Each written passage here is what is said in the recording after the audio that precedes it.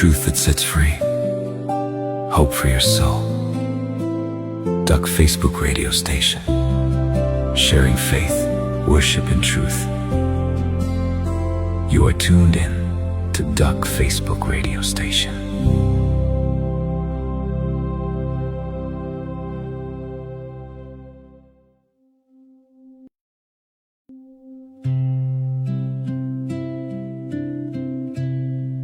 En daar kom 'n stem uit die hemel. Dit is my geliefde seun, luister na hom. Hoog op die berg,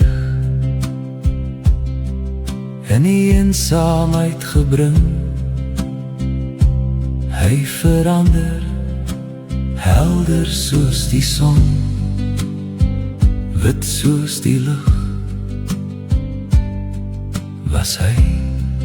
En daar kom 'n stem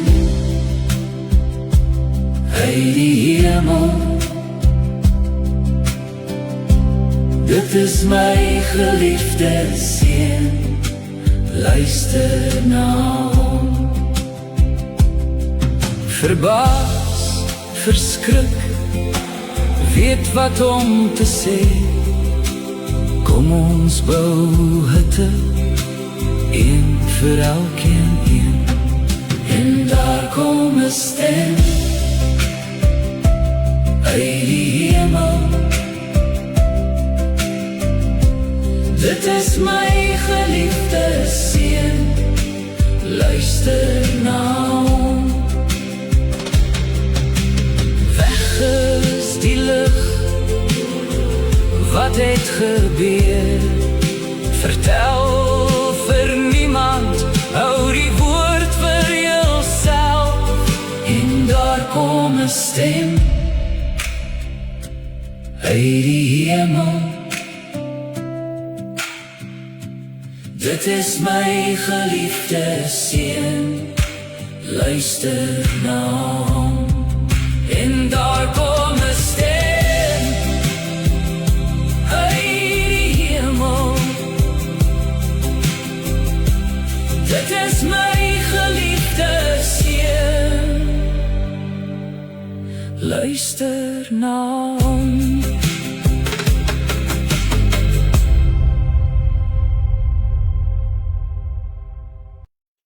Goeienaand en hartlik welkom hier op 'n Dinsdag aand 6:30 saam met my Karen, waar ons lekker Bybelstudie gaan hou, 'n volledige insiggewende Bybelstudie, so uit die woord van die Here uit. En as jy nog nie jou handleidings ontvang het van hierdie spesifieke les nie, asseblief kontak ons, dan kan ons dit vir jou aanstuur.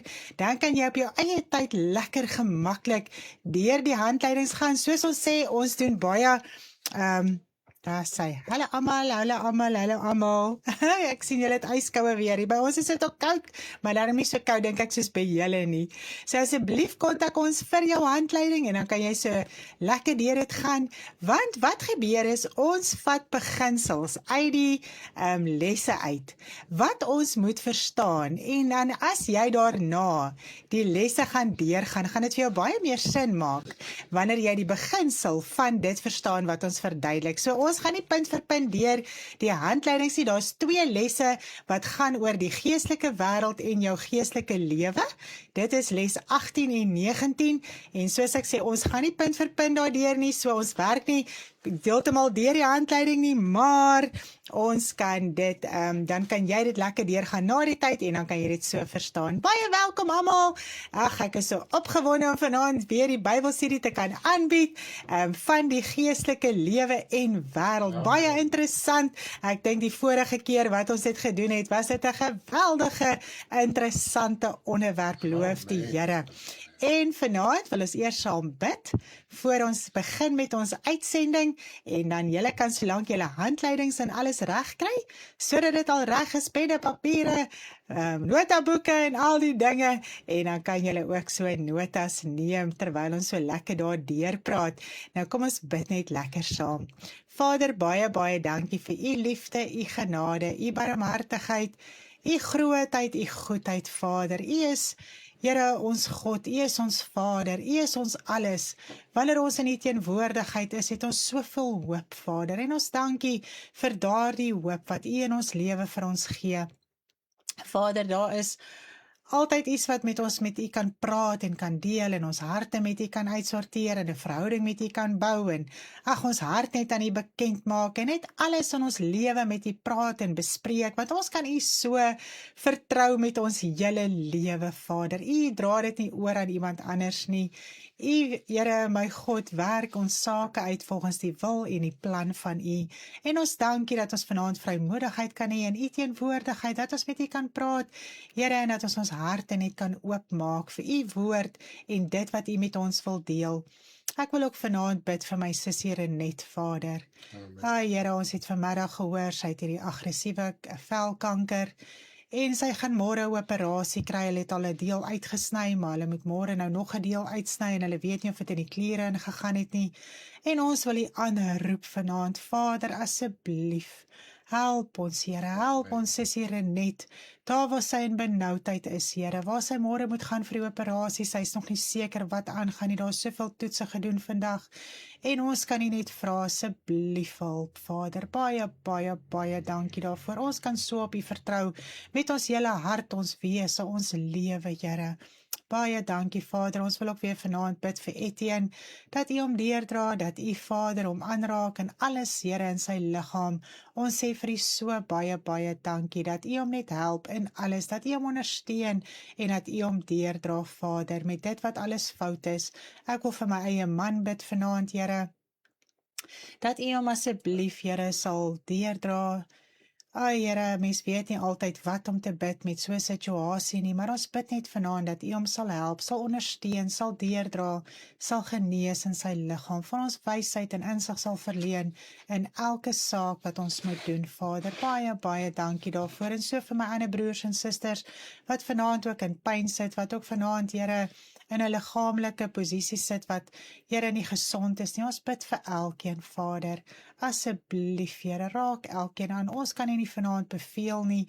Ons kan net uitroep vir hulp, Here.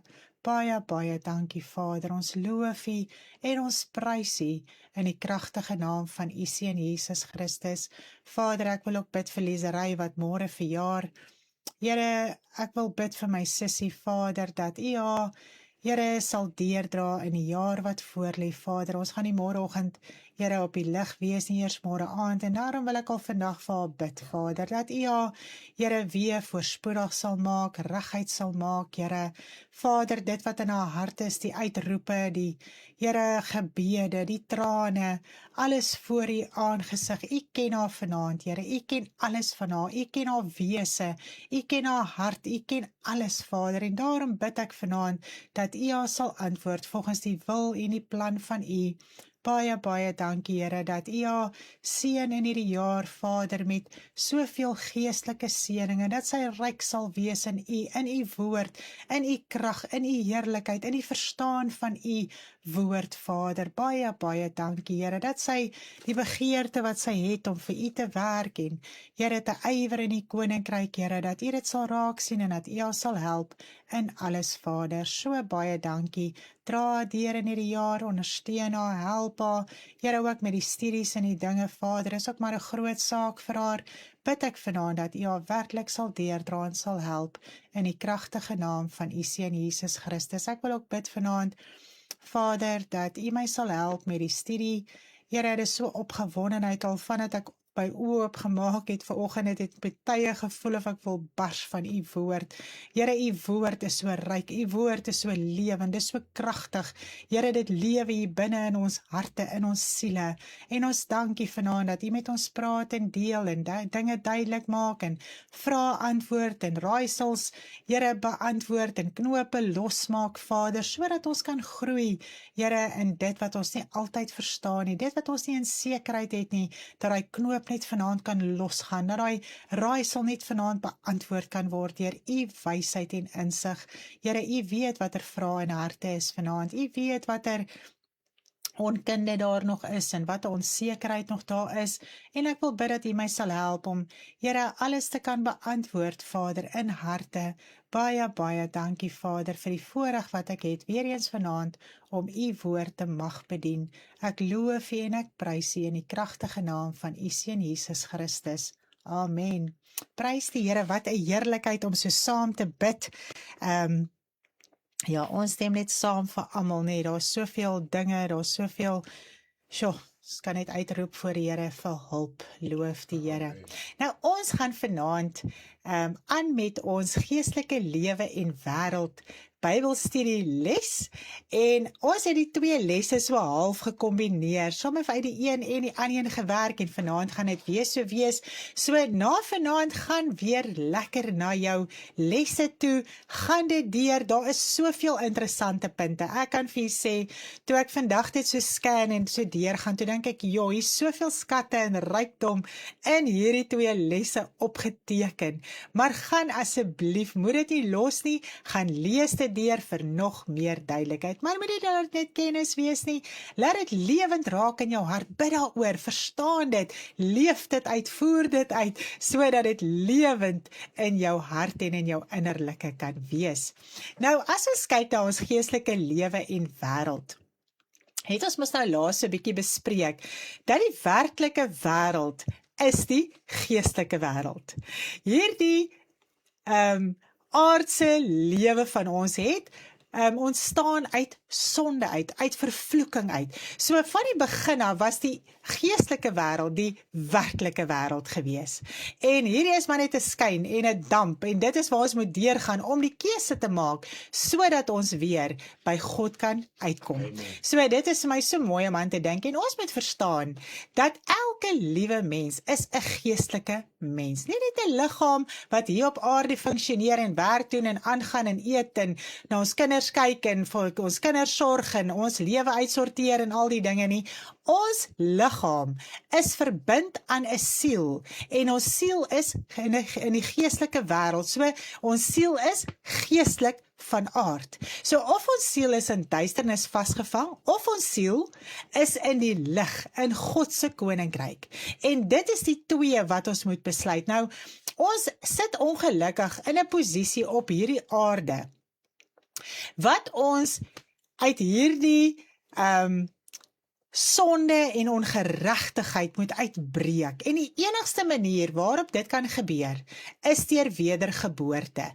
Sodat jou siel kan lewe, jou siel wat in die geestelike wêreld is, kan lewe. Onthou net die oomblik wat jy in jou moederskoot gevorm is, was daar 'n siel aan hierdie liggaam verbind. En dit gaan so bly, totdat jy jou kop neerlê, en dan is jou siel vry om te wees waar hy moet wees, of in die koninkryk van lig, of in die koninkryk van duisternis. Amen. So ons moet weer ywer om by God uit te kom, en die enigste manier is deur wedergeboorte, want dan ontvang ons die gees van God, en dit maak ons siel lewend, en dit verander ons terug na die beeld van God, soos in die begin, want onthou net, hulle was in die beeld van God, totdat sonde ingekom het. Toe vir 'n baie lang tyd, totdat die Here Jesus Christus gekom het, en vir ons die sleutel van vergifnis kon gee, was die mens nie meer in die beeld van God gewees nie, want sy siel was vol sonde en ongeregtigheid. Dit kon nie by God uitkom nie. Maar na die Here Jesus Christus opgevaar het in die hemel, die Heilige Gees is uitgestort, kon die mens tot wedergeboorte kom, die Gees van God ontvang, en so kan hy die koninkryk van God ingaan. So dis die mooi en die heerlik in kort van die geestelike wêreld en ons geestelike lewe. So jou siel gaan nooit ooit dood nie. Dit gaan wel na 'n koninkryk toe. Of die koninkryk van lig of die koninkryk van duisternis. Maar hy kan nooit sterf nie. Dis net hierdie liggaam wat sterf. En wanneer die oomblik wat hierdie liggaam sterf, is jou siel vry. Prys die Here. Nou ons gaan vanaand so 'n bietjie kyk na geestesiektes en medikasie. Ek gaan dit sommer so lekker opsom. Daar is baie punte wat Stanley vir ons daar neergepen het. Of vir ons te sê wat se geestesiektes jy kry, hoe dit werk, die hele saak daarvan, maar ons gaan nie vanaand deur al daai dinge werk nie. Ons gaan 'n beginsel vat van geestesiektes en ook medikasie. Hoe moet ons dit verstaan? Kan dit enigstens iets vir jou geestestoestand doen om medikasie in jou liggaam te gebruik? So hoe moet ons dit verstaan? En ek wil nou eers vir u sê dat wanneer ons hierdie onderwerp bespreek, dan is daar baie mense wat skuldig voel. En onmiddellik wil almal hulle medikasie net los. Nou, ons moet verstaan dat die woord moet vir jou lewend raak. Hierdie beginsel in die woord moet vir jou lewend raak, sodat jy die situasie kan verstaan volgens die woord van die Here. En dat jy daarin kan groei, en dat jy kan saamwerk dan in jou situasie. So moenie net vanaand skuldig voel, alle medikasie gaan weggooi en voel, ons het gesê jy moenie meer medikasie gebruik nie. As jy nie doen wat die woord sê nie, gaan daar niks in jou lewe gebeur nie. Jy gaan maar net weer teruggaan waar jy was. So maak jou hart net vanaand oop om net te verstaan en om saam te werk met 'n situasie waarin jy dalk jouself bevind. So het ons gaan nie net pille los en aangaan en sê ons het nou gesê jy moet pille los nie. Okay. Ja, want die groot ding is hou dra net iets oor, want baie mense is desperaat om wel hulle medikasie te los vir hulle geesteskondisie.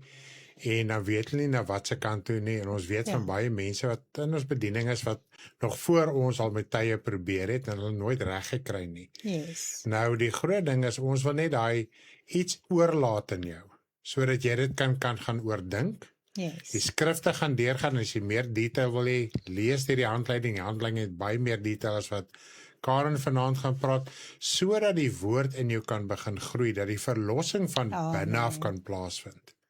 En dan as jy dan reg is, as jy die verlossing gaan ervaar, en dan gaan jy spontaan het los, en dan gaan nie 'n krisis dan wees in jou lewe nie. En dit is waar wat Karen sê, ons sê nie vir mense om hulle medikasie los nie, ons het dit nog nooit gesê nie, so dit is baie belangrik om dit te verstaan. Ons moet net verstaan waar gaan die woord, laat hy groei, en dan hy vrug op 'n stadium na vore kom.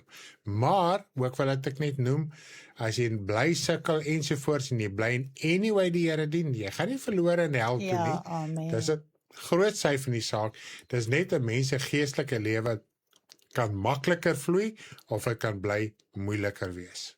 Amen, baie dankie my man, dit is nou mooi vir ons verduidelik.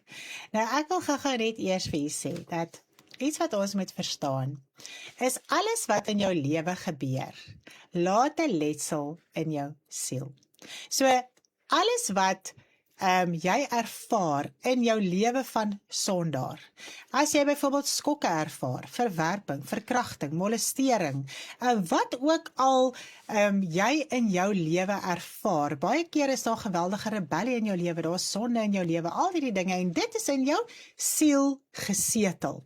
Nou as ons kyk na die skrif in Spreuke, kom ons kyk gou na die skrif in Spreuke 4 vanaf vers 21 tot 23. Ek wil graag vir ons die skrif so lees en sommer op die skerm sit, dan kan ons dit sommer so lekker saam lees. Waar is my Spreuke nou? Daar is hy.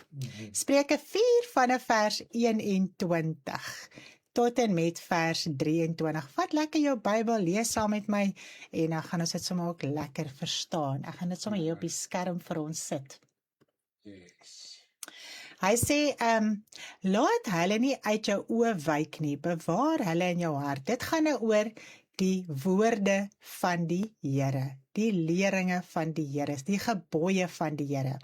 Want hulle is die lewe vir die wat hulle vind, en 'n genesing vir hulle hele liggaam. Bewaar jou hart meer as alles wat bewaar moet word, want daaruit is die oorspronge van die lewe. Nou die groot ding is hierso, die liggaam wat hy hiervan praat, is jou geestelike liggaam, dis jou siel, en in jou siel is daar 'n hart. Nou in jou siel se hart, dis nie hierdie hartjie wat hier klop nie, in hierdie liggaam nie. Jou hart is in jou siel, en in daardie hart in jou siel, in die geestelike wêreld, is alles gesetel wat in jou lewe gebeur. Amen. So ek dink as ons dit al klaar so kan verstaan, kan ek vir u sê, dan is daar al klaar 'n vryheid, want dis daardie liggaam, jou geestelike liggaam, wat jou siel is, wat genesing moet kry, jou innerlike, nie hierdie liggaampie nie. En ons fokus baie keer so net op die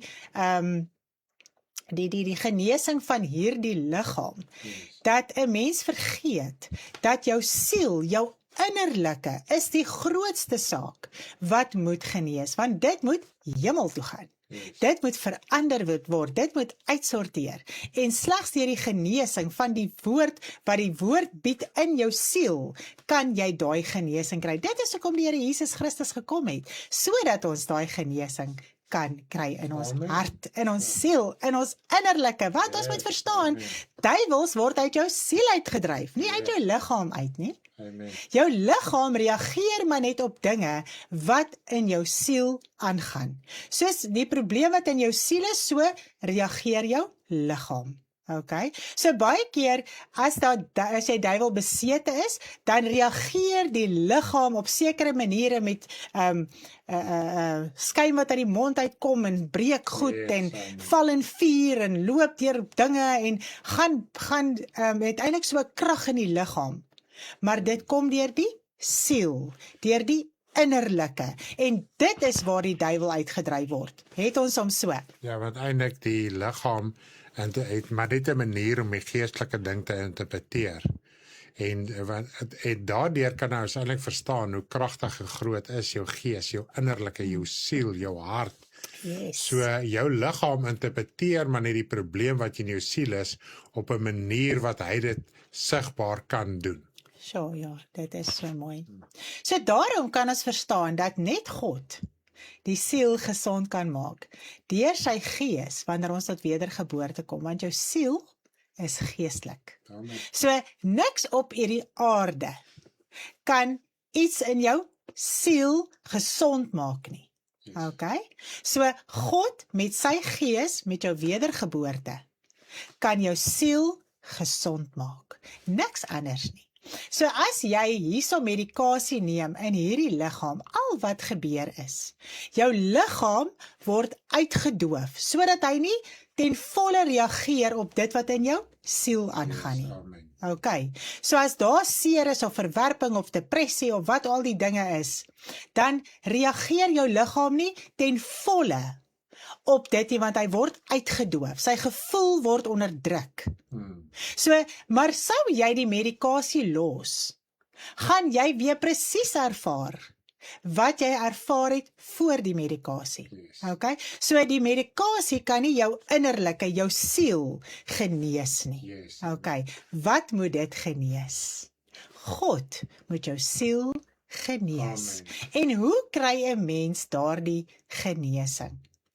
Al manier om werklik genesing in jou innerlike te kan kry, verlossing in jou innerlike te kan kry, is 'n konstante verhouding met jou Vader in die binnekamer in gebed. Daar's geen ander manier nie, en omdat ons as kinders van die Here baie keer ly en laks is, om werklik 'n saak te vat in jou lewe, en daaroor te gaan bid en te gaan bid en te gaan bid en jou Vader in die hemel in die verborgene te soek, sodat hy jou in die openbaar kan vergelde met verlossing.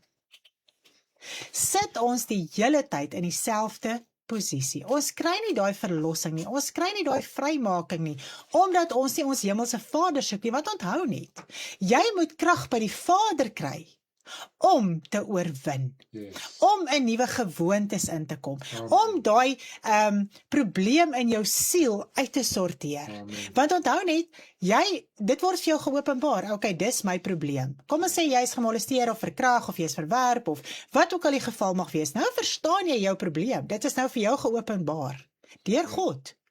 Maar hy gaan dit nie namens jou doen nie. Amen. Jy moet in jou binnekamer konstant gaan en gaan soek en gaan soek en gaan soek en 'n verhouding met jou hemelse Vader hê, sodat jou siel en jou innerlike genesing kan kry, sodat daai dinge wat in jou hart gesetel is, uitgesorteer kan word. Yes, amen. Okay. En daarom het die Here Jesus Christus gekom en vir ons die sleutel van vergifnis kom gee, sodat ons kan loskom en sodat ons kan vrykom van soveel dinge in ons verlede. Is dit nie so nie? Dis nie altyd sonde wat ons mee sit nie. Baie keer is dit met 'n probleem in ons innerlike as gevolg van dinge wat met ons gebeur het as kind. In ons sondige lewe, in ons sondige toestand. Amen. Nou sit ons met daai probleem. Ons het dalk 'n karakter opgebou. Ons het dalk 'n geaardheid opgebou. Nou probeer ons dit onderdruk met medikasie. Maar dit moet uitgesorteer word. So dit is al hoe jy dit werklik kan uitsorteer. Is 'n verhouding met jou hemelse Vader en dit verg ongelooflik baie werk. As ek nou net dink aan die hele situasie, ek het nou gister getuig van die vliegtuigsituasie. Ek het die Here gaan soek, seker vir 2 weke, in my binnekamer, en met hom gepraat oor hierdie situasie van my, en nie 'n minuut of 2 minute nie. Ek het die Here gaan soek daaroor, ek het met hom gepraat daaroor, ek het my probleem voor hom gebring, ek het my vrese, my benoudhede, hoekom ek so voel, hoekom ek so dink, het ek voor hom gebring, en toe ek in daai vliegtuig klim, toe is die verlossing daar. Toe word ek vergelde in die openbaar met verlossing. Amen.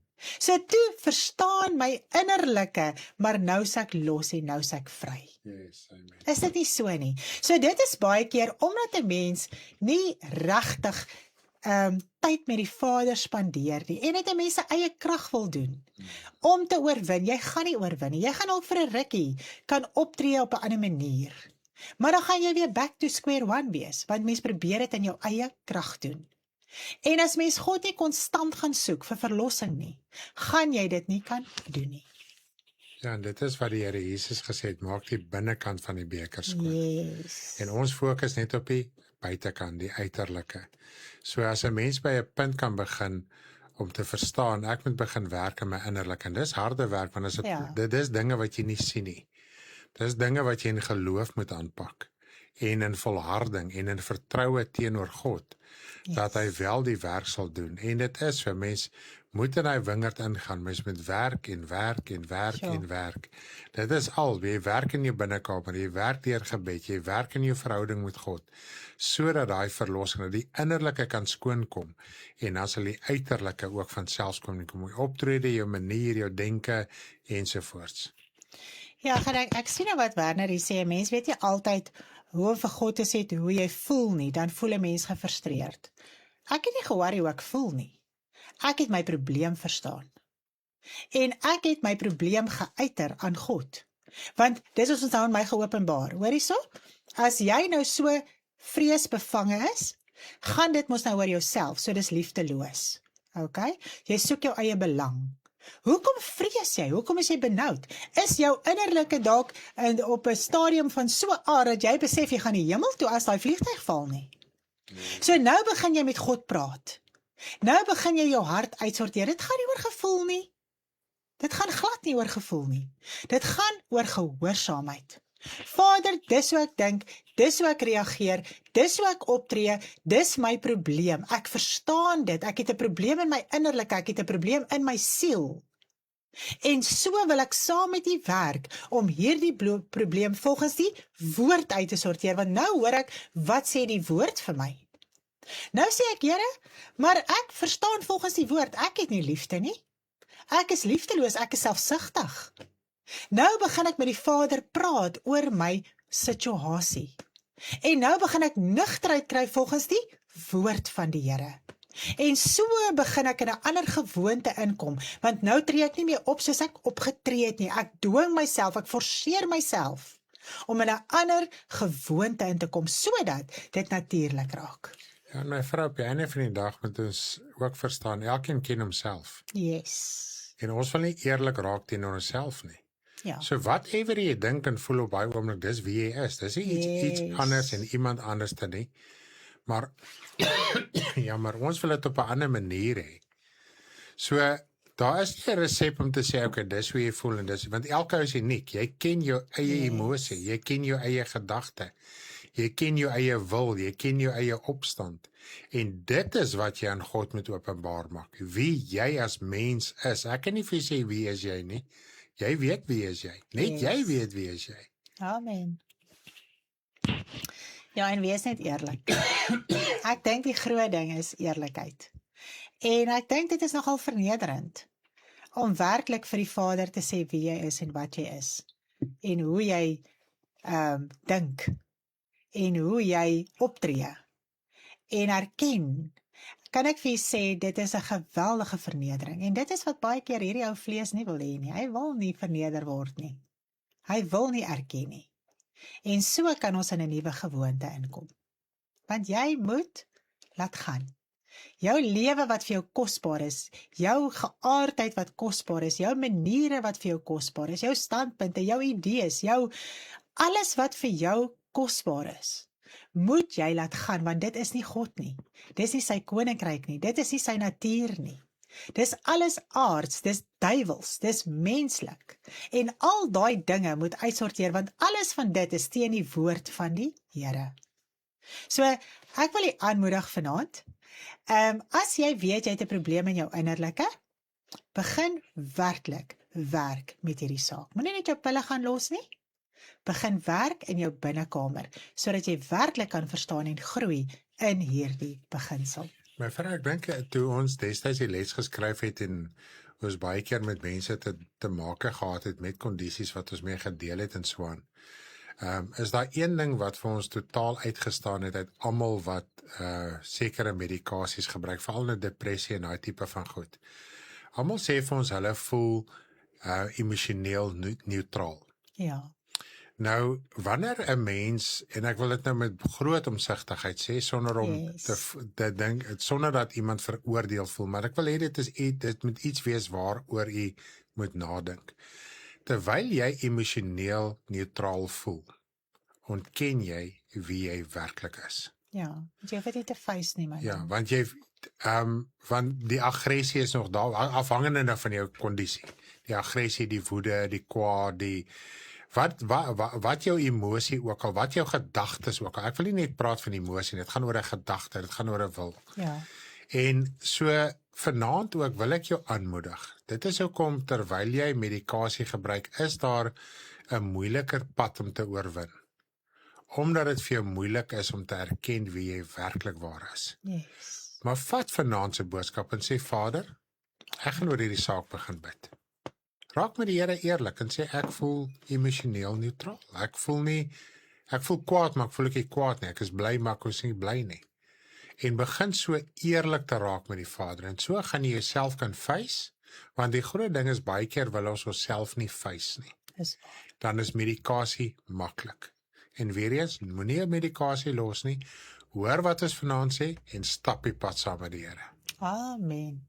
Ek dink hierdie punt is duidelik. Weet die antwoorde, verstaan nie, en as jy voel jy het bietjie hulp nodig, kontak ons, praat met ons, sodat ons ook vir jou leiding kan gee in jou saak. Prys die Here. Nou, ons volgende punt is kommunikasie met die afgestorwenes. Mag ons kommunikeer met die wat dood is. Mag ons dit doen. En as ek net dink aan die hele situasie van die dood, besef ek dat wanneer 'n mens met die dooies kommunikeer, verbind jy jou gedagtes, jou hart aan die dode. En dit kan okkulties raak. As jy die heeltyd aangaan om met die dode te kommunikeer. Nou iets wat ek besef vandag is dat God stem nie saam dat ons met die dode kommunikeer nie. So wat doen jy wanneer jy met die dode kommunikeer? Jy is buite God se beskerming. Jy is buite God se raad. Jy is op 'n plek waar jy nie hoort nie. Terwyl die woord vir ons anders leer, dat ons kan nie met die dode kommunikeer nie, ons mag nie. Ek bedoel, in die Ou Testament is daar soveel skrifte wat dit bevestig. En dit raak okkulties. Ek bedoel, mense roep geeste op en hulle praat met geeste, maar dit is nie presies so alles net waar dit bly nie. Baie keer lyk ons kommunikasie met dode baie onskuldig. Ons sit partymal dalk net 'n verjaarsdag boodskap op met 'n foto, of sê ek mis jou vreeslik, of jy moet lekker verjaarsdag hou in die hemel, of rest in peace, of profile pics met boodskappe op, of om kersse aan te steek vir iemand wat dood is en alles, en dit lyk baie onskuldig. Maar dit is dinge wat aangeneem is uit valse godsdienste en uit die wêreld uit. So, Gaan besoek. ja, graf te gaan besoek, gesels met die persoon wat in die graf is, of wat ook al. En die meeste van die tyd wil ons eintlik maar net ons gemoed uitsorteer rondom waar is daai persoon. Dis asof daai persoon nou vir ons gaan sê hy is in die hemel of hy is in die hel. En dit is eintlik daai gemoedsrus wat ons die hele tyd wil hê, terwyl ons met die dode kommunikeer. En die meeste van die tyd, wanneer jou lewe in 'n toestand is en jy voel die ander ou is in die hemel, dan voel jy okay, ek is okay, ek sal ook die hemel maak. So ons probeer eintlik maar net 'n skuiwergat kry om ons lewe te lei soos ons dit lei. En ek wil met die rest in peace idee, jou siel is nie in hierdie liggaam nie. Amen. En jou liggaam gaan rus ook nie. Hy keer terug na stof toe. Yes. Okay? Hy lê nie daar in die kus en wag nou vir ewig nie. Nee. Hy keer terug na die stof van waaruit hy gemaak is. Nie die grond nie, die stof. Die stoflikheid van die aarde. Okay? En jou siel is onmiddellik waar hy moet wees. In die koninkryk van lig of in die koninkryk van duisternis. Want mense het die idee van jou liggaam gaan lê in die graf, jou siel is in jou liggaam en albei lê in rus, totdat die wederkoms plaasvind. En dit is die verwarring wat ons baie keer het rondom die dood.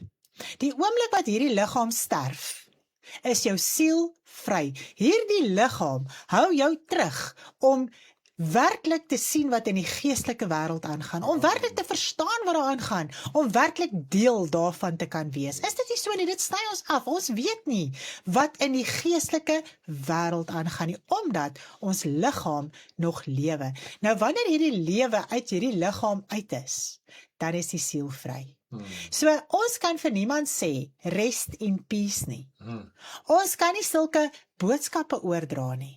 Veral nie as kinders van die Here nie. En ek dink daaraan, ons as kinders van die Here raak so deel van die wêreld, van okkulte. Ons betree 'n wêreld waar ons nie hoort nie. Yes. Ons betree Satan se koninkryk. Baie keer deur hierdie dinge. Ons besef nie altyd die erns van hierdie saak nie. Dis 'n feit. Nou, die afgestorwenes kan jou nie help nie. Geensins nie, hulle kan nie met jou kommunikeer nie, hulle kan jou nie help nie. Onthou net, daai siel is nie nog iewers en hy sweef rond en hy kan met jou praat en hy kan by jou spook en al die dinge nie. Yes. Jou siel is of in die koninkryk van lig, of in die koninkryk van duisternis, die oomblik wat hierdie liggaam sterf. Okay, nou, net God kan die lewendes help. Okay, want God is lewe. Hy lewe tot in alle ewigheid.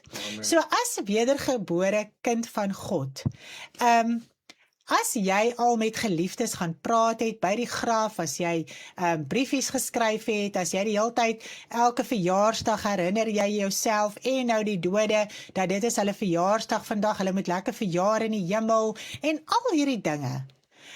Mense gaan so ver om verjaarsdagpartytjies vir die dode te hou. Jy verbind jou aan die dood, jy verbind jou gedagtes aan die dood, jy verbind jou gedagtes aan Satan se koninkryk, want dis nie waar die kind van God hoort nie.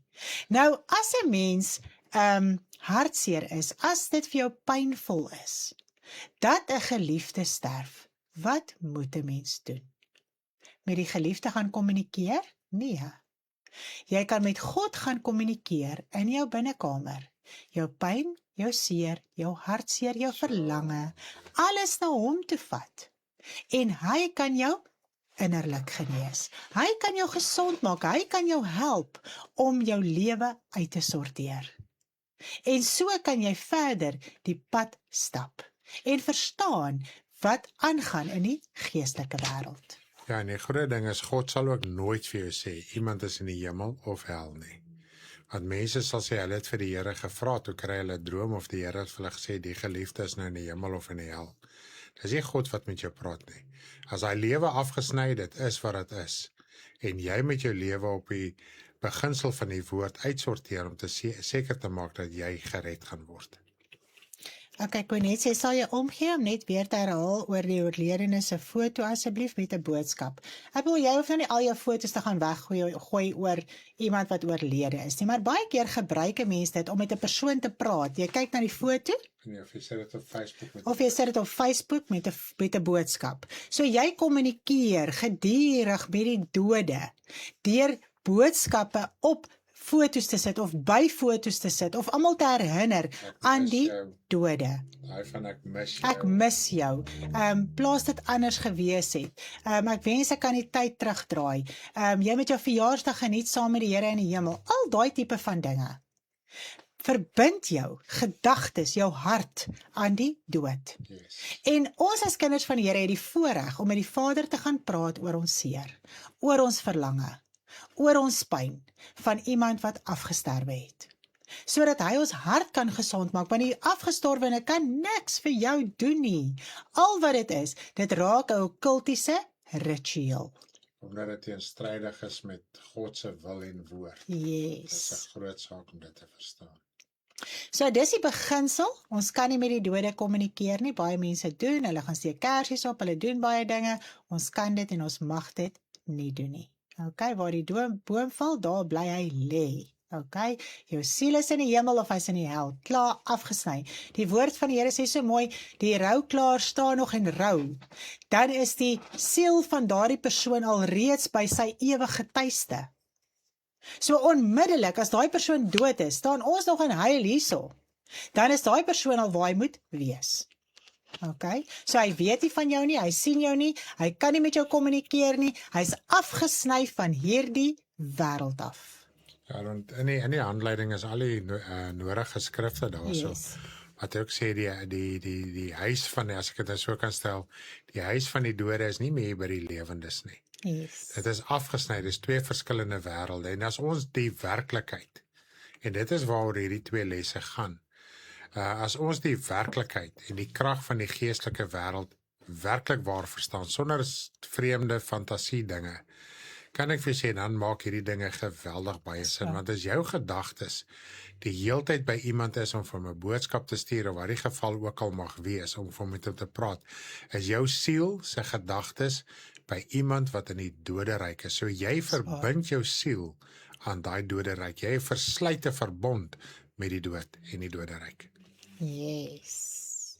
So ek glo dit is baie duidelik. Asseblief gaan lees deur die handleiding, gaan lees die skrifte deur, gaan lees wat Stanley vir ons daar neergepen het. Baie interessant. Ek wil net vir ons 'n beginsel oordra. Ons betree 'n wêreld waar ons nie hoort nie. Ok, ons verbind ons aan die dode en net God kan ons innerlik gesond maak, help, uitsorteer wanneer ons na hom toe kom oor die dode. Ok, het ons hom so. Dan gaan ons bietjie praat oor onderlinge byeenkomste. Daar's soveel punte tussenin. Yes. Ek raak aan min goed vanaand, want daar's soveel dinge om te bespreek. Maar wanneer ons hierdie beginsels bespreek en jy kan deur jou les gaan, kan ek vir jou sê mens gaan 'n baie beter idee hê van die geestelike wêreld en jou geestelike lewe. Jou verantwoordelikheid, jou geestelike lewe is jou verantwoordelikheid. Jy moet dit uitsorteer, jy moet groei, jy moet verstaan, jy moet volgens die woord van die Here lewe en so kan jy die koninkryk van God ingaan. Die geestelike wêreld kan jy dan deel wees van.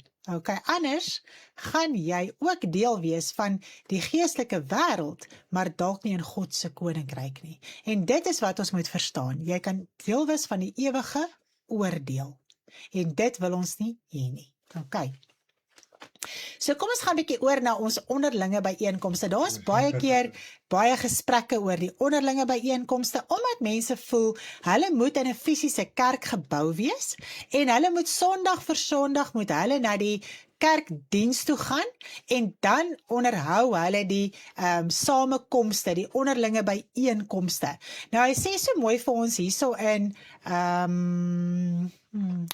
Hebreërs 10 vers 25 en laat ons onderlinge byeenkoms nie versuim soos sommige die gewoonte het nie, maar laat ons mekaar vermaan en dit des te meer na mate die julle die dag sien naderkom. Toe ek nou hierdie skrif lees vandag, afgesien van baie dinge, besef ek ons as kinders van die Here sit eintlik met 'n groot probleem.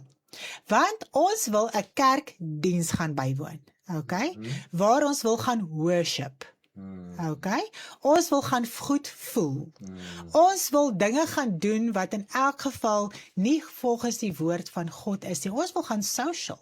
Ons wil same sein hê. Ons wil baie dinge hê by die onderlinge byeenkoms. En in die meeste gevalle, in elk geval, die woord wat uitgaan is nie eers die woord van waarheid nie. En wat sê hy so mooi hierso? Maar laat ons mekaar vermaan. Okay, so dis al 'n groot deel wat ons moet verstaan van 'n onderlinge byeenkoms. Dis nie 'n jollification nie. Okay. Nou wanneer ons kyk na 'n kerkgebou, God sê so mooi, ek bly nie in tempels wat met hande gebou is nie. Geen mens kan vir God 'n gebou bou waarin hy kan bly nie. Okay, waarin sy heerlikheid kan bly nie.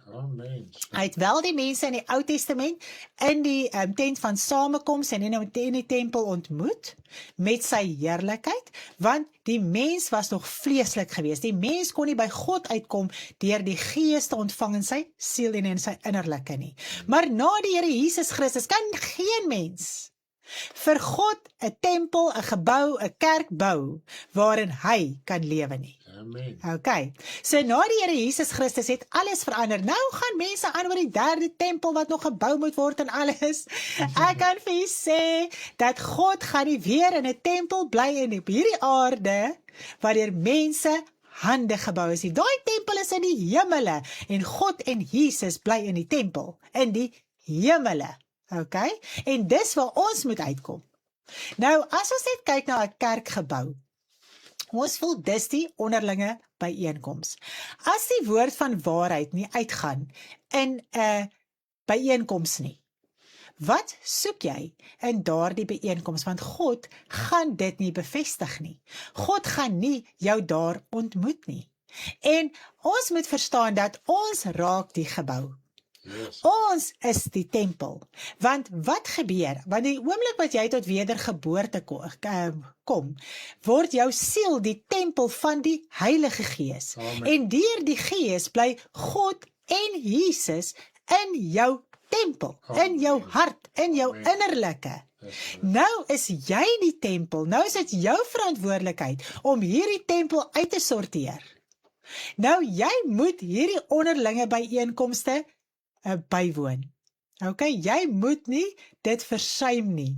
Nou Stan het al vir ons so mooi bedien, dat waar lê jou eerste prioriteit in jou geestelike lewe? Watter byeenkoms moet jy bywoon? Wat moet jy nakom? Want onthou, dit gaan nie meer oor op hierdie aarde nie. Nou, die eerste natuurlik is jou verhouding met die Here in jou binnekamer. Dit is 'n byeenkoms wat jy moet nie versuim nie. Want jou innerlike op daardie oomblik wat jy gemeenskap het met jou hemelse Vader, is jou siel in die teenwoordigheid van hierdie feestelike vergadering in die hemele. Amen. Wanneer jy nie in jou binnekamer is om daai onderlinge byeenkoms na te kom nie, sit jy met 'n magtige probleem as jy voel 'n kerkdiens is jou onderlinge byeenkoms. Okay. Nou, ons almal wat die Here dien, se siel, se innerlike, is in hierdie feestelike vergadering, op hierdie oomblik wat ons die woord bedien. Hierdie woord gaan uit in die hele geestelike wêreld, aan al die owerhede en magte in die lig. Die engele hoor, die duiwel hoor, die demone hoor, die gevalle engele hoor, almal hoor, die wesens van God hoor in die hemele, Jesus, God, almal hoor hierdie woord wat uitgaan vanaand, want ons is in een vergadering, as dit die woord van waarheid is. Dan word dit bevestig deur die Gees van God. En dan is ons almal, want ons almal is nou hier besig. Ons wil nou ons lewe uitsorteer, ons wil verstaan wat in die woord van die Here aangaan. Nou is ons in hierdie vergadering, ons word vermaan, ons word uitgesorteer, ons word geleer, sodat ons dinge kan verstaan en doen volgens die woord van die Here. So dit is wat jy ontvang en doen en deel is in hierdie hemelse vergadering. Is dit nie mooi nie? Nou kom ons lees die skrif. Hebreërs 10 vers, kom ons kyk gou waar is ons? Hebreërs 12 vers 22 tot en met vers 24. Maar julle het gekom by die berg Sion en die stad van die lewende God en die hemelse Jerusalem en 10.000 engele. Onthou dit, die woord geskryf is, was daar nog nie miljoene nie, so dis 10.000 engels, dis miljoene engele. By die feestelike vergadering en die gemeente van eersgeborenes, wat in die hemel opgeskrywe is en by God, die regter van almal, en by die geeste van die volmaakte regverdiges, en by Jesus, die middelaar van die Nuwe Testament, en die bloed van die besprenkeling, wat beter is as die dinge van Abel. So ons is in hierdie teenwoordigheid van die hemele, van almal wat alreeds volmaak is, wat al dood is. Nou, wat nou gebeur is? Mense voel, omdat ons nou in die teenwoordig is, ons siel, onthou net hierdie liggaam nie, ons siel is in die teenwoordigheid. Nou, ons is ongelukkig afgesny deur hierdie liggaam. Ons kan nie sien wat daar aangaan nie, ons kan dit nie beleef nie, ons kan dit nie ervaar, presies soos dit is nie. Okay? So, ons siel is daar, maar ons weet nie presies waar en hoe dit werk en wat daar aangaan en al die dinge nie. En al is die volmaakte regverdige se geeste daar, hulle kan in elk geval nie jou identifiseer as Karen en Stanley en Piet en wat ook al nie. Want hulle is afgesny van hierdie wêreld af. Alle hoe kan ek dit nou sê? Ja, alle verbintenisse, alle gedagtes, alle familiebande, alle sentiment, alles is afgesny. So, ons gaan nou nie daar kommunikeer met die geeste van die wat afgestorwe is en wat volmaak en regverdig is nie. Maar ons is in die teenwoordigheid van almal wat hier betrokke is. Ons siel, ons innerlike is daar betrokke en dit is die onderlinge byeenkoms wat ons nie moet versuim nie. As jy besig is met jouself en as jy besig is met sonde en ongeregtigheid en 'n valse leerstellings en al hierdie dinge, kan ek vir jy sê, sit jy in die gevaar om nie deel te wees van daardie vergadering nie, dan versuim jy daai onderlinge byeenkoms. My man is dit reg verduidelik. Presies reg so. Okay, so het ons hom so. Dis hoe amazing die geestelike wêreld is. Dis hoe amazing ons siel is wat in die geestelike wêreld is. Yes. En ons lewe baie keer asof ons nie eers 'n siel het nie. Ja, asof ons nie eens deel is van die hemele nie. Asof ons nie deel is van die hemele nie. Ons kan selfs al julle dienste kyk 7 dae 'n week, maar dit beteken nie ons is deel van die byeenkomste nie. Dit is so Marliesie, want dit wat 'n mens hoor, moet jy begin aanneem en moet jy begin toepas. As jy net elke keer luister en jy voel, ag, dit was 'n mooi diens, dit was nou eintlik vir hierdie en hierdie persoon, plaas daai persone maar geluister het vanaand, dan kon sy lewe nou uitgesorteer het. Ons moet dit vir onsself vat. Ons moet in ons eie lewe werk. Ons moet ons eie lewe uitsorteer. Want dit is wanneer 'n mens vermaan word in die liefde van die Here Jesus Christus, sodat ons kan verstaan en aanneem en toepas en uitsorteer in ons lewe. En wanneer jy nie 'n verhouding het met jou hemelse Vader nie, het jou eerste liefde verlaat. En dan staan jy in die gevaar om die ewige lewe te mis. Want baie keer is dit asof ons net 'n lewe lei. 'n Lewe sonder God, 'n lewe sonder verhouding. Asof ons net hom as 'n heertjie sien, as ons hom net wil beveel en vir hom sê wat om te doen en hoe om dit te doen en wanneer hy dit moet doen en al hierdie dinge, maar het ons werklik 'n verhouding met ons hemelse Vader? Dis jou eerste plek, waar jy jou onderlinge byeenkomste nie moet mis nie. Des te meer, ons die dag van die Here sien naderkom. Is dit nie so nie? Ons het werklik tyd by die Here nodig op hierdie stadium van ons lewe, sodat ons kan volhard tot die einde toe. Wow, is dit nie amazing? Nee, dit is maar net daar herinner die kommentaar van Markus 12 wat die Here sê hy is nie 'n God van die dooies nie. Yes, hy is nie 'n God van die dooies nie, hy is 'n God van die lewenis. Presies wat ek nou gedink het, kan die wêreld nie saam luister na die boodskap nie. En dit is die probleem. Dis vir jou as kind van God. Ons is so gefokus op die wêreld. Ek kan vir julle sê, oral waar ons hoor en oral waar ons kom en waar ons met mense praat, dit gaan altyd net oor die sondaar. Ek het vir die sondaar die boodskap gestuur, ek het vir die sondaar gesê, ek het vir die sondaar. Al wat jy aan die sondaar bedien is die wedergeboorte. Die res van die woord van die Here is geskryf vir die kind van God. Dit het niks met die sondaar uit te waai nie. So vanaand is dit vir die kind van So vanaand, hierdie boodskap is vir die kind van God. Moet nou nie gaan worry as die ander ou nou op Facebook gaan sit, hy praat met die dooie nie. Jy as kind van God, jy moet dit nie doen nie. Jy het nie meer onkunde nie, jy verstaan vanaand. Okay, so los die ander mense uit. Los die sondaar uit. Bid vir siele en leef die woord, sodat mense tot wedergeboorte kan kom. Amen, dis mooi gestel. Okay, nou, ek wil nou net gou hierso vir ons 'n lied speel. Stanley het nou vir ons so mooi gedoen vandag. Vergader in sy naam. Dis die vergadering waar ons onsself bevind. Ons almal vergader daar. So kom ons luister lekker na die lied Vergader in sy naam. Ons is almal hier tesaam, vergader in sy naam, verheerlik hom. Tot die dood was hy getrou, en daardeur is ons nou sy eiendom. Laat ons maak soos hy ons sê, mekaar steeds lief te hê, en om bo alles hier, loof om Christus die Heer, loof om Christus die Heer.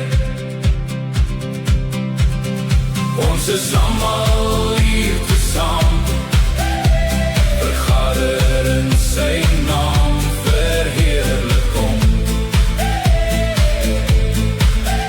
Tot die dood was hy getrou, en daardeur is ons nou sy eiendom. Laat ons maak soos hy ons sê, mekaar steeds lief te hê, en om bo alles hier, loof om Christus die Heer, loof om Christus die Heer. Ons is almal hier tesaam, vergader in sy naam, verheerlik hom. Tot die dood was hy getrou, en daardeur is ons nou sy eiendom. Laat ons maak soos hy ons sê, mekaar steeds lief te hê, en om bo alles hier, loof om Christus die Heer, loof om Christus die Heer. Wow, is dit nie amazing nie? Dit is waar ons vergader in sy naam. Amen. As jy opreg is met die Here, as jy in jou binnekamer is, as jy hom soek, as jy jou hart oopmaak vir die woord van die Here, die dienste aanneem en toepas in jou lewe, is jy deel van hierdie vergadering, dan groei jy in die woord van die Here. Nou ek besef vanoggend, en dit het nou sommer so uit my uitgeborrel vanoggend toe ek my oë oopmaak. Hy vingertjies kon nie vanoggend vinnig genoeg tik nie. Dat ek besef hoekom ons nie altyd die geestelike wêreld en ons geestelike lewe verstaan nie, is dat ons vasgevang is in baie tradisies en doktrines. Yes. Ons is nog so vol suurdeeg van ons vorige poging om die Here te dien. Nou weet ons, dit is nie reg nie. Ek weet volgens die woord van die Here, dit wat ek geleer het, dit wat ek gedoen het, dit wat ek uitgevoer het en al hierdie dinge was nie reg volgens die woord van die Here nie. Nou, omdat ons vasgevang bly in dit, want dit is amper asof ons dit wil eer, dit wil respekteer, nie wil laat gaan nie wil laat verloon nie. Daarom sukkel ons om werklik die geestelike wêreld, die woord en ons geestelike lewe en ons verantwoordelikheid te verstaan. As ons nie dink, ons het nou gisteraand so lekker gesprek gehad en dit het sy heerlikheid gewees oor die drie eenheid wat mense van praat. Van hoe hulle nou God, Jesus en die Heilige Gees verduidelik. En ek besef toe ons gisteraand so praat, ons is te bang om dit te verloon, Yes. want dit staan nie in die woord van die Here nie. Dis nie opgeteken daar nie, dit kom nie ooreen met die woord van die Here nie, so dit is 'n valse, duiwelse, antichristiese oortuiging. OK? Want dit laat ons nie werklik die eenheid waarin die Here Jesus Christus, God die Vader en die Heilige Gees opereer verstaan nie. Ons het ons eie idee. Nou probeer ons volgens die wêreld verstaan hoe dit is. Maar wanneer 'n mens hierdie dinge kan laat gaan, dan raak jy vrymoedig om werklik te verstaan. Jou hart moet verstaan. Amen, dis mooi. Jou innerlike moet verstaan. Jy moet jou hart so oopmaak en oopbreek vir die waarheid van die woord van die Here. Maak nie saak wat jy gehoor het, voor jy die waarheid kom aanneem nie. Hoeveel dinge moes ek en Stanley laat gaan? Ek kan vir julle sê, ons was betrokke in elke liewe ding waaraan jy kan dink. Ons het niks vrygespring nie. Yes. Ons het alles, elke liewe ding, het ons tot op die letter toegepas. En wanneer die woord vir ons oopmaak, en ons verstaan die woord, en ons verstaan maar dit wat ons doen, is nie volgens die woord van die Here nie, het ons dit op daardie oomblik laat gaan. Bely, uitgesorteer, ons het dit nie meer gerespekteer en geëer en volgens dit probeer lewe nie. Ons was nie skaam om te sê, dis vals nie. OK? Want as dit nie in die woord staan nie, is dit vals. Want dis mense wat dinge oordra, dis mense wat doktrines vorm, uit verse en dinge uit wat hulle nie verstaan nie. Yes. Nou, terwyl jou hart die godheid verstaan, moet jy dit aanneem. Want onthou net, ek kan vir sê, meeste van ons, van kinds af, verstaan die godheid. Is dit nie so nie? Jy verstaan dit. Jy weet nie hoe jy dit verstaan nie, maar jy verstaan dit. Jy verstaan, dis God die Vader. Jy verstaan, dis sy seun Jesus Christus. En jy verstaan, dit is die Heilige Gees. En hulle werk in 'n eenheid saam. So jy verstaan dit, nou kom jy in die kerk. Nou leer hulle vir jou hierdie drie eenheid ding. Dit lyk naderhand soos 'n spinnekop. En dit is God die Vader, God die Seun, God die Heilige Gees. Ek het my kop gesit en krap daartoe, dog ek, joh, ek verstaan nie hierdie besigheid wat julle vir my wil vertel nie, want ek verstaan, maar dis God die Vader, dis God die Vader, die Seun Jesus Christus en die Heilige Gees en hulle werk in 'n eenheid.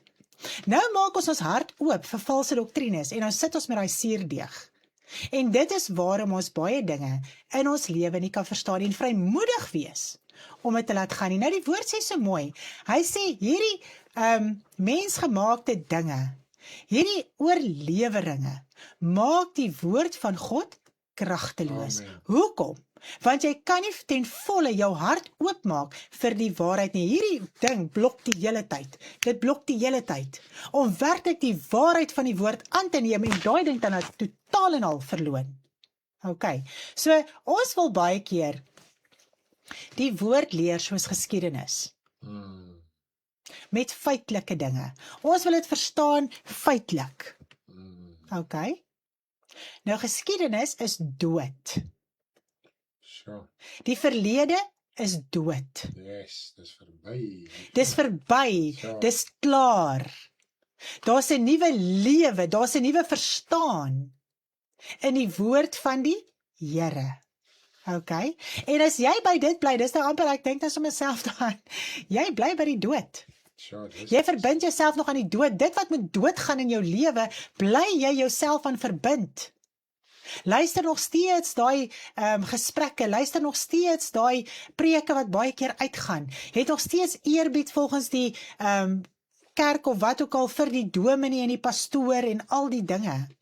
En sekere profete wat jy aangehang het en al die dinge. Dis dinge wat moet gaan.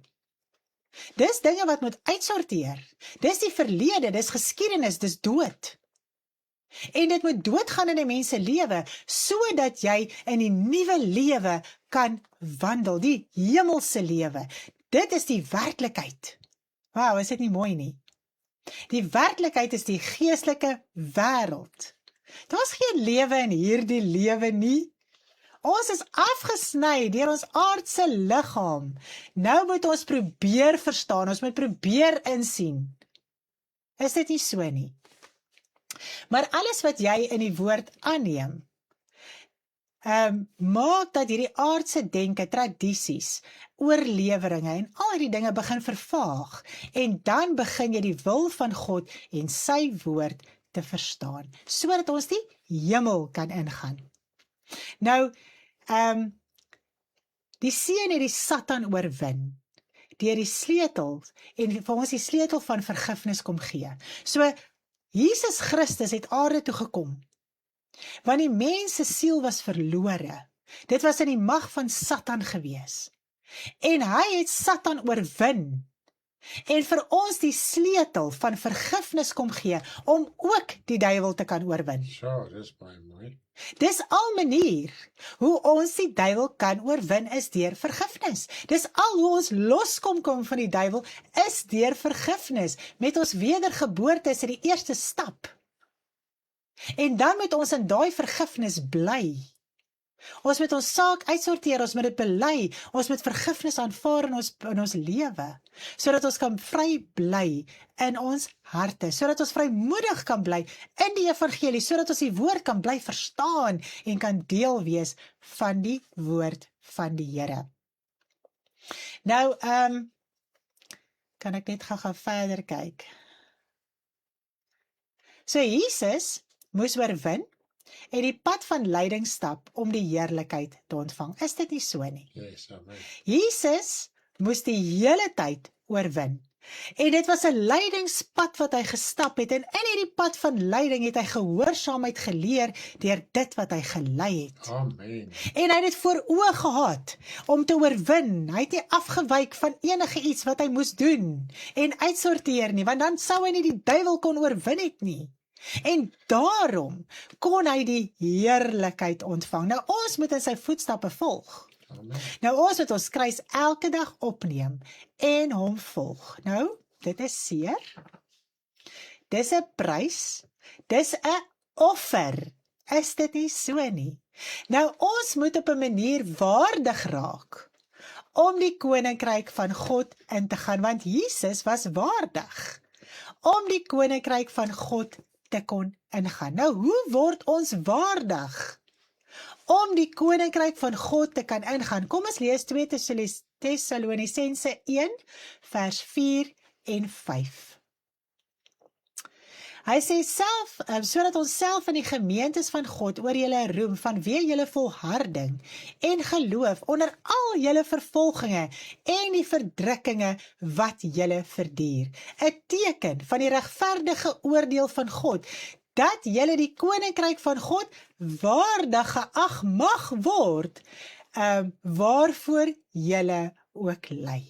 So dis al manier waarop jy in God se koninkryk kan ingaan, waarop jy waardig geag kan word, om sy koninkryk te kan ingaan, is deur die leidingspad, is deur om jou kruis op te neem, hom te volg, te groei in die dood van Christus. Iets moet sterf, Amen. sodat iets kan lewe. Amen. Jy moet sterf. Jou natuur moet sterf, jou lewe moet sterf, jy moet dit offer. En wanneer jy dit hier offer, kan jy ewig lewe. Amen. Maar ons wil hier lewe en in die ewigheid lewe. Ons kan nie. Want dit is die voorbeeld wat die Here Jesus Christus vir ons nagelaat het. En dis wat ons moet doen, en dis hoe ons in die pad moet gaan. En dit is waarom hy met krag verklaar is, want hy het elke woord prakties uitgevoer en geleef, en aan ons kom bekend maak. Is dit nie so nie? So ons het presies geweet wie die Vader is. Hy het dit vir ons kom bekend maak. Hy het vir ons die Nuwe Testament kom bekend maak. Hy het die inhoud van die testament aan ons kom bekend maak, hoe ons nou moet lewe, wat moet gebeur, die sleutel van vergifnis, hoe moet ons bind en ontbind en vergewe en al hierdie dinge om God se koninkryk te kan ingaan. So Jesus Christus het daai pad gestap, hy het volhard tot die einde toe, hy het oorwin. En so kon hy verheerlik word, en so kon hy met krag verklaar word in die ewigheid, omdat hy oorwin het. Nou, omdat ons baie keer nie daai pad wil stap nie. Ons is opstandig, ons is rebels. Ons staan dit teë, ons murmureer, ons kla. En dit is 'n kwessie van, ons bly opstandig met die woord van die Here. Want wanneer 'n mens murmureer, en 'n mens kla, is dit 'n rebellie in 'n mens se hart. Dis 'n opstandigheid teen die woord van die Here, om nie werklik jou lewe neer te lê, daai offer te bring, want ons kan geen offer meer op hierdie aarde offer, om in die hemel in te gaan nie, want Jesus Christus het eenmaal homself kom offer, en die prys betaal, sodat ons die koninkryk van God kan ingaan. So ons kan niks meer fisies doen, om te offer om die koninkryk van God in te gaan nie. Wat moet ons nou offer? Ons self, ons lewe. En dis die prys wat ons moet betaal as kind van God, om in God se koninkryk te kan ingaan. As ek so deur die woord lees, en ek dink vandag my hart en my gedagtes het baie gehardloop vandag. Toe dink ek daaraan, al die profete, die apostels, almal wat werklik die Here gedien het, wat die ewige lewe bekom het, het 'n geweldige prys betaal. Amen. Ons gaan dit nie vryspring nie. En dit is wat die Here Jesus gesê het vir daai ryk jong man, verkoop alles wat jy het en volg my. Gee jou lewe, moenie afhanklik wees van hierdie wêreld nie, wees afhanklik van my, word soos 'n kind, verstaan. Want, nou sê sy disippels, maar dan is dit mos nie moontlik dat enigiemand gered word nie. En hy sê, by God is alles moontlik, by die mense is dit nie moontlik nie, want God gaan jou verander. Hy gaan aan jou werk. Maar omdat ons dit baie keer teestaan, kan die werk nie in ons plaasvind nie. Ons bly dieselfde ou mens. En dit is waarom ons nie die geestelike wêreld kan verstaan nie, want as jy gaan redeneer, die hele tyd oor hierdie aarde, gaan jy onmoontlik, wat dit 'n skyn is van die ewigheid, gaan jy onmoontlik die ewigheid kan ingaan. Jy gaan altyd 'n tee-antwoord hê, jy gaan altyd 'n tee-gesprek voer, jy gaan altyd in 'n rebellie en 'n opstand, maar dit kan nie so wees nie, God kan nie so liefdeloos wees nie, God sal dit nie toelaat nie, God sal dit nie doen nie. Maar dis presies wat in jou lewe moet gebeur, daai prys is seer. Yes, amen. Daai prys is geweldig, want jy moet jou lewe betaal, jy moet jou lewe aflê, dit wat vir jou kosbaar is, moet jy aflê om in die koninkryk van God te kan ingaan. Nou ek het vir ons 'n lied geskryf oor alles wat ek nou gesê het. Yes. Luister mooi na hierdie lied, dit het my hart so getref vandag, met krag verklaar. En luister daarna, maak jou hart oop net vanaand om te verstaan, die prys wat ons elkeen moet betaal, om waardig te wees, om in God se koninkryk te kan ingaan. Van die begin af was hy, van die begin af was hy, verlaat die hemel word mens, kom verklaar sy Vader se woord en wil. Deur sy voorbeeld, nederig, dienskneg, liefde, vergifnis, verlossing, redding van die siel.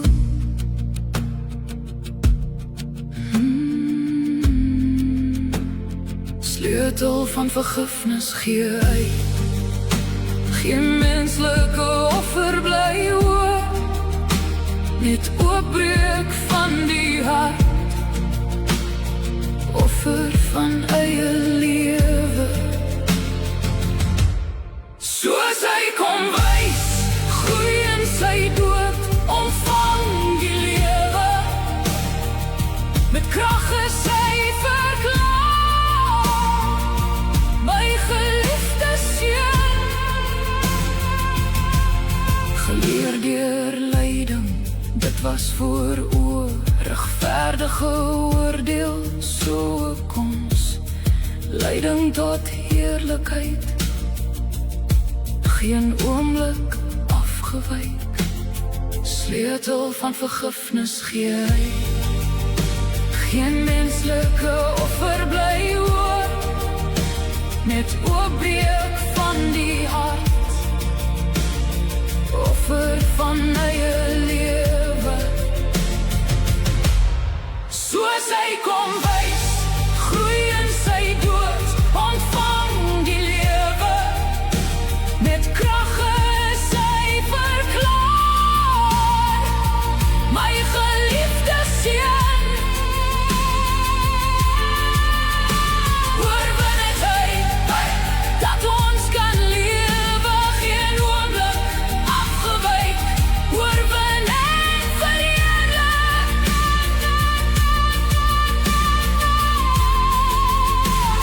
Sleutel van vergifnis gee hy, geen menslike offer bly oor, net oopbreek van die hart, offer eie lewe.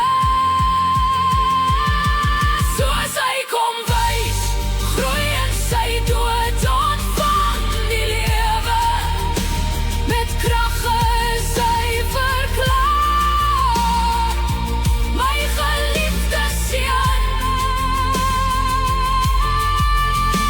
Oorwin het hy, dat ons kan lewe, geen oomblik afgewyk, oorwin en verheerlik.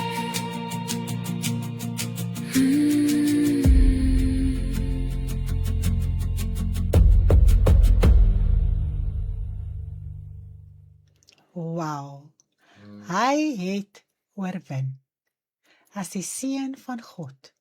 Hy het die pad van lyding gestap, hy het gehoorsaamheid geleer, hy het dit wat hy gelei het. Amen. En dis ons pad, dis hoe ons waardig gaan ag gaan word vir die koninkryk van God. Ons gaan niks ontvlug nie. Niks gaan weerhou word van ons nie. Ons as kind van God het 'n geweldige verantwoordelikheid om ons lewe neer te lê. Ek dink net nie baie keer wat ons dink wat dit is om die Here te dien nie. Ons dink dit is iets anders as wat dit is. Jou pad is 'n pad van lyding, van kruis opneem, van groei in die dood van die Here Jesus Christus, om wel die koninkryk van God te kan ingaan. Al is dit hoe seer, al betaal jy watter prys, al betaal jy met jou lewe. Ons moet dit bedoen, ons moet dit betaal, ons moet dit uitsorteer. En dit is hoe hy die heerlikheid bekom het. Dit is hoe hy deur krag verklaar is.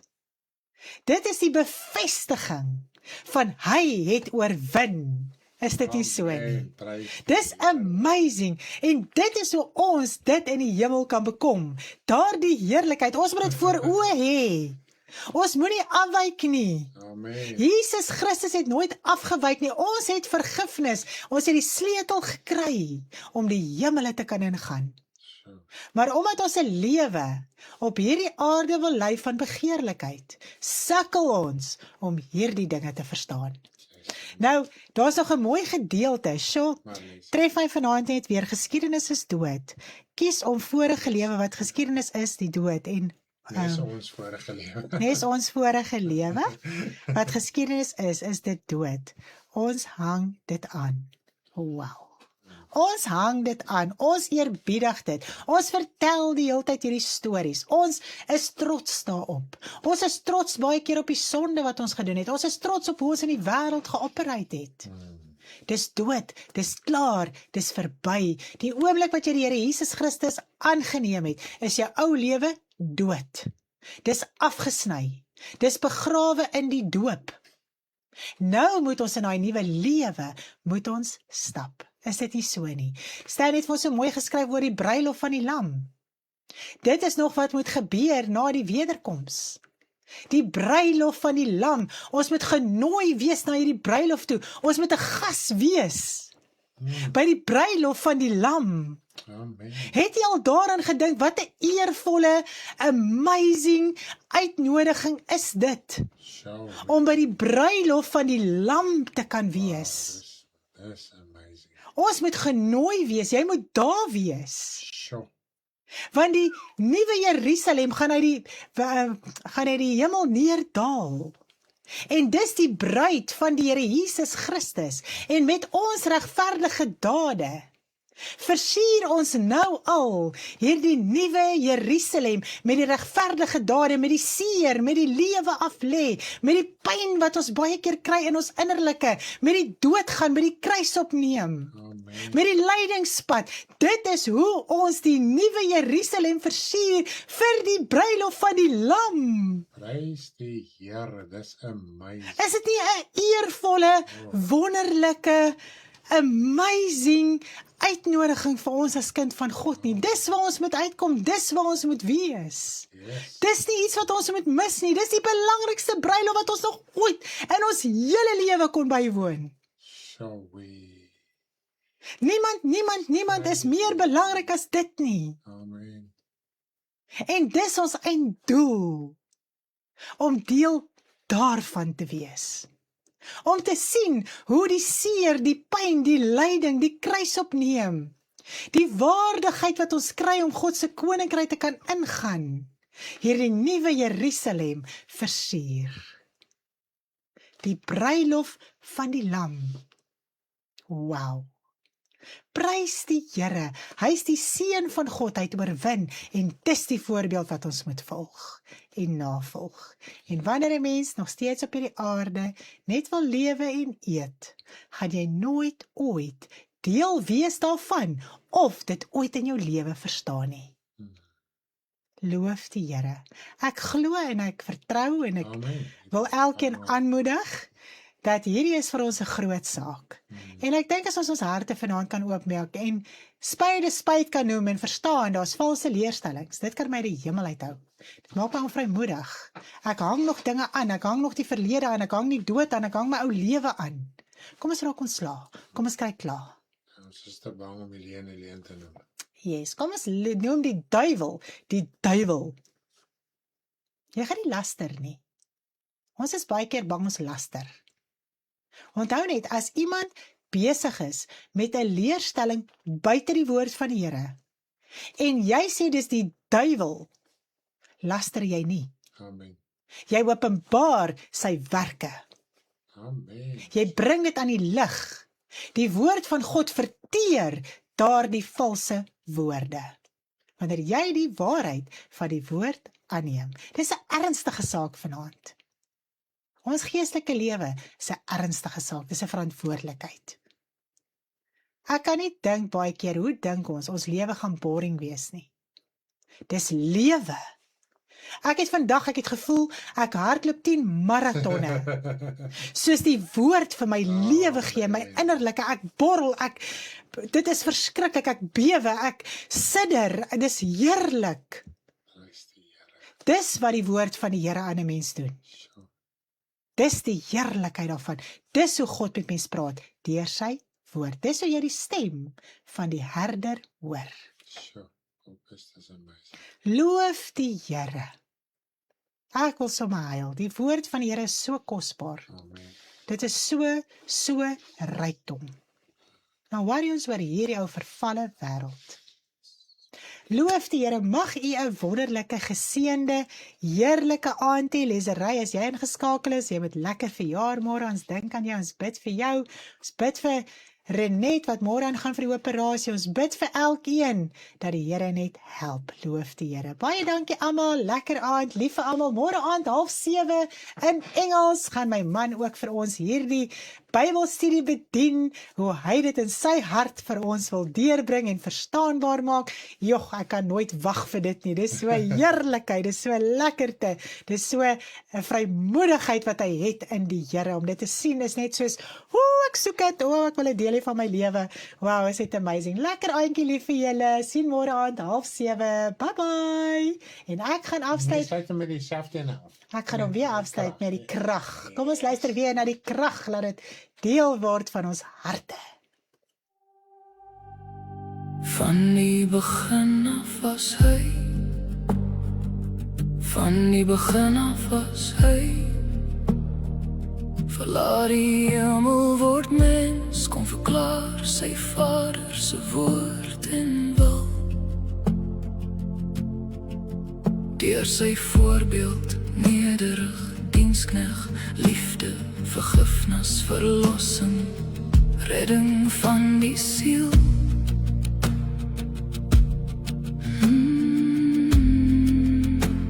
Sleutel van vergifnis gee hy, geen menslike offer bly hoor, net oopbreek van die hart,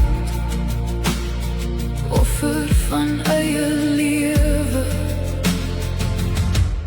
Soos hy kom wys, groei in sy dood, ontvang die lewe, met krag is hy verklaar, my geliefde seun.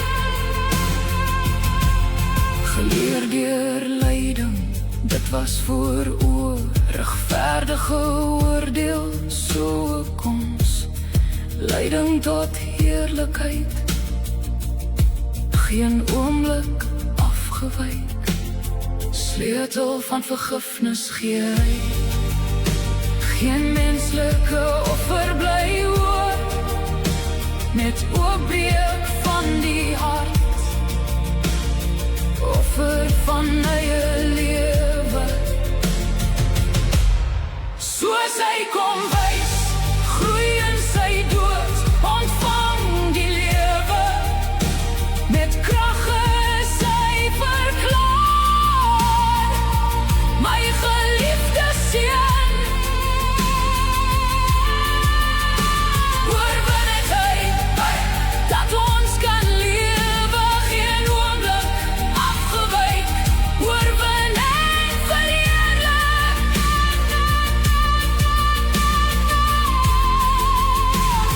Sleutel van vergifnis gee hy, geen menslike offer bly oor, net oopbreek van die hart, offer